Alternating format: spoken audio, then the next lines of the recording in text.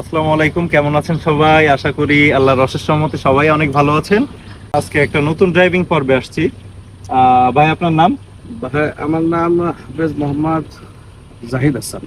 হাফেজ মোহাম্মদ জাহিদ হাসান। জি। আচ্ছা, আপনার বাড়িটা কোন জেলায়? আমার বাড়ি সাতক্ষীরা জেলায়, সাতক্ষীরা কলারোয়া থানা, কলারোয়া থানা, দিয়াড়া দিয়াড়া ইউনিয়ন, আচ্ছা দলুইপুর আমার গ্রাম। আচ্ছা, এর আগে আপনি কি কখনো ড্রাইভিং শিখছেন কিংবা স্টিয়ারিং হাত দিচ্ছেন? না, আমি কোনো সময় স্টারিং এ হাত দেয়নি, ড্রাইভিং শিখিনি।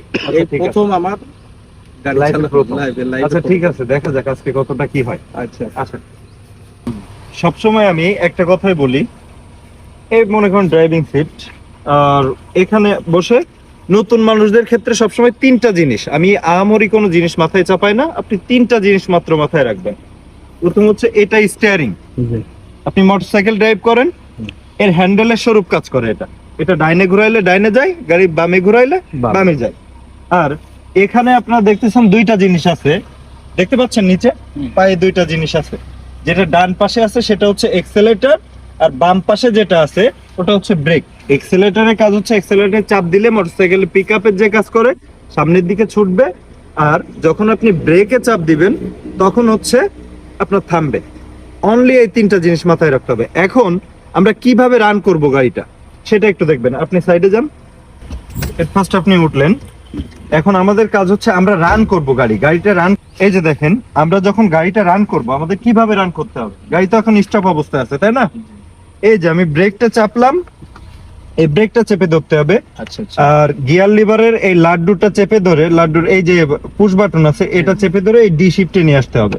এই ডিতে, ডি ফর ড্রাইভ, ঠিক আছে?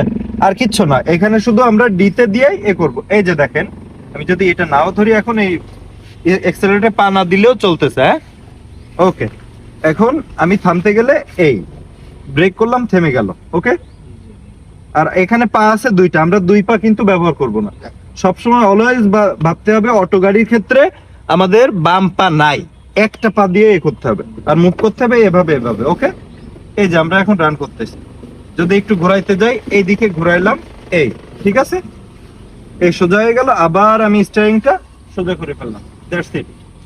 আচ্ছা, এখন আপনি রান করবেন তো প্রথম ব্রেকটা চাপলেন, হ্যাঁ, তারপরে পুশ বাটন দিয়ে এক বাকেট ডি, হ্যাঁ, এখানে দেখবেন ডি এর পরে ফোটা আসছে কিনা, আসছে? জি, আসছে। হ্যাঁ, এবার আপনি ব্রেকটা ছাড়েন,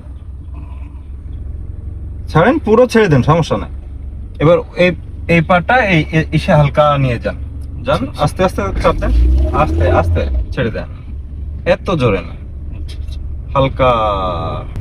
এই যে মোটামুটি 20-25 মিনিট